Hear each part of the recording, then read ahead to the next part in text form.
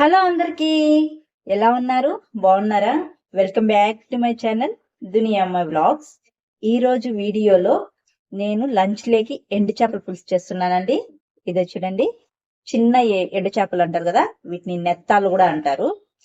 ఈ నెత్తాలను ఈ రోజు నేను పులుసు చేస్తున్నాను. ఇంకా ఈ ఎండు చేపల పులుసు మా అమ్మ ఎలా చేసేదో ఈ రోజు నేను అలానే చేస్తున్నాను.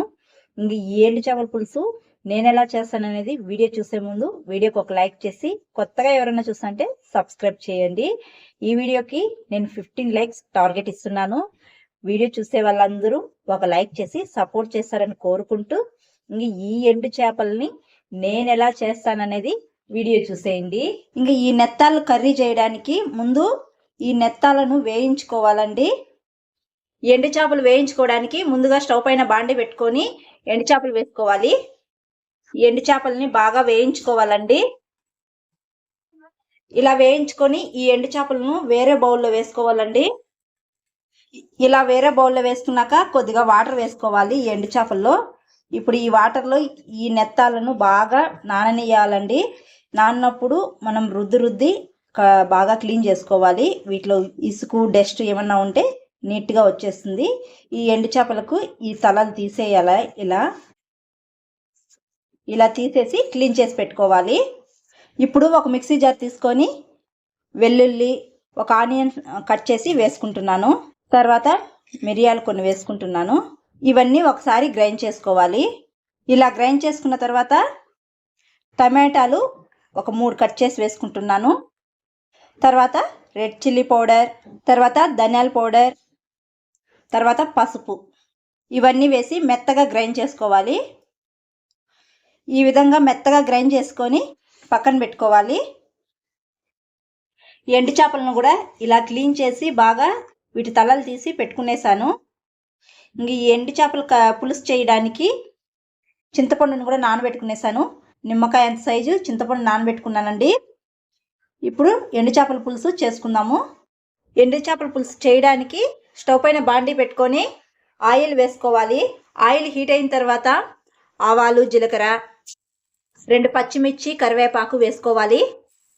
తర్వాత ఈ నెత్తాల పులుసుకి నేను చిన్న ఎర్రగడ్డలు వేసుకుంటున్నానండి.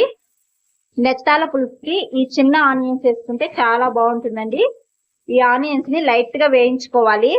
ఇలా లైట్గా వేయించుకున్నాక మనం మిక్సీ పట్టించుకున్న మసాలా పేస్ట్ని కూడా వేసుకుని వేయాలి. ఈ మసాలా పేస్ట్ వేసుకున్నాక కొద్దిగా రాళ్ళుప్పు వేసుకొని ఈ మసాలాలన్నీ ఆయిల్లోనే బాగా వేయించుకోవాలండి. మసాలా అంతా వేగి ఆయిల్ అనేది సపరేట్ అవ్వాలి. ఇలా ఆయిల్ సపరేట్ అవుతున్నప్పుడు చింతపులుపు వేసుకోవాలి. చింతపులుపు వేసుకొని ఒకసారి బాగా కలుపుకోవాలి. ఇప్పుడు ఇంకా కొద్దిగా వాటర్ వేసుకొని బాగా కలుపుకొని ఈ పులుసుని బాగా తెల్లనివ్వాలండి.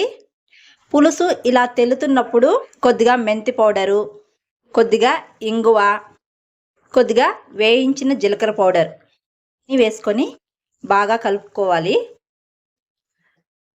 1 నిమిషం పాటు బాగా ఉడకనివ్వాలండి. 1 నిమిషం తర్వాత మనం క్లీన్ చేసి పెట్టుకున్న నెత్తాళ్ళు, ఎండు చేపలు, ఈ ఎండు చేపలను వేసుకునేయాలి. ఎండు చేపలను వేసుకొని ఒకసారి బాగా కలుపుకొని కారం, పులుపు, ఉప్పు సరిపోయిందేమో ఒకసారి చూసుకోండి.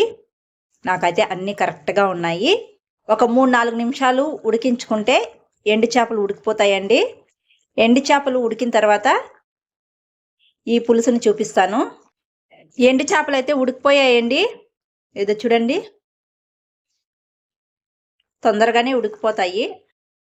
ఇప్పుడు ఫైనల్గా కొద్దిగా కొత్తిమీర వేసుకొని కలుపుకుంటే ఎండు చేపల పులుసు రెడీ అండి. ఈ ఎండు చేపల పులుసు రాగి సంగట్లకి కానీ వైట్ రైస్ లెగ్ కానీ చాలా బాగుంటుంది. ఇంకా నేనైతే వేడిగా రైస్ చేసేసాను. సర్వ్ చేసుకొని తినడమే.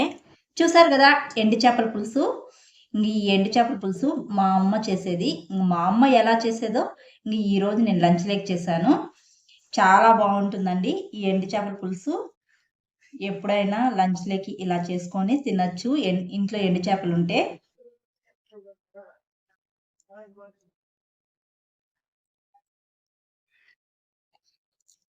అన్నీ సరిపోయాయండి, కరెక్ట్గా సరిపోయాయి. అన్నీ ఉప్పు, కారం, పులుపు అన్నీ కరెక్ట్గా ఉన్నాయి. చాలా బాగుంది. నేనైతే ఎండు చేపల పులుసును ఇలా చేస్తాను. మీరు ఎలా చేస్తారో కూడా కామెంట్ బాక్స్లో చెప్పండి. ఇంకా ఈ వీడియో మీకు నచ్చినట్టయితే ఒక లైక్ చేసి, కొత్తగా ఎవరైనా చూస్తుంటే సబ్స్క్రైబ్ చేయండి. ఈ వీడియోకి నేను 15 లైక్స్ టార్గెట్ ఇస్తున్నాను. మరి చూద్దాం 15 లైక్స్ వస్తాయో రావో. వీడియో చూసే వాళ్ళందరూ ఒక లైక్ చేసి సపోర్ట్ చేస్తారని కోరుకుంటూ ఉన్నాను. మరొక వీడియోలో మళ్ళీ కలుద్దాం. అంతవరకు to follow the near my vlogs. Thanks for watching. Bye.